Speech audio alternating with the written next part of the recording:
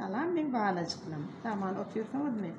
Dedim bağlalım. Mintide yakan neme arasalarınız iyi bu staylarında kısılış teknolojisini görketecek. Dedim.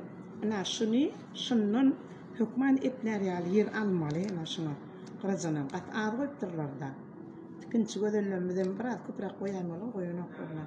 Şey deyip, şun iki böyle şun çiçektir yani.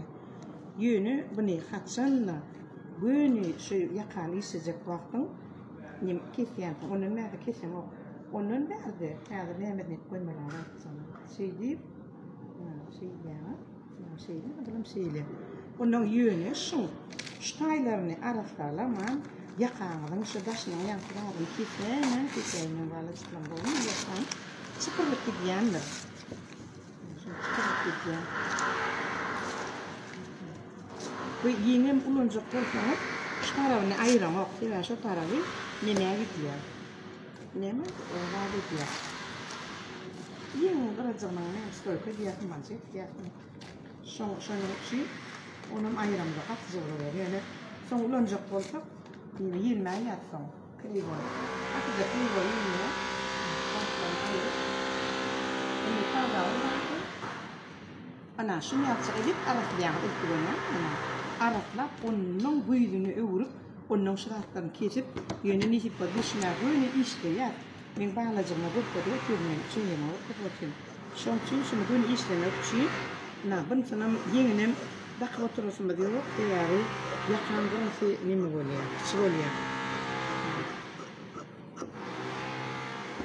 yine koyar kalsın ini seyredin akıllıca ana Staynemin, na şeylerine daha diyeceğim, na şeylik böyle şeylik, na koyalım, na bunun şeylerine böyle, şeylerine, bunu şeyleyen, şeyleri aşağı taraf aşağı inmeyin. Bunu varsa, na barot değerine inmeyen, aşağı inmeyen, altın değerine inmeyen, na şunyala, na kesiyen.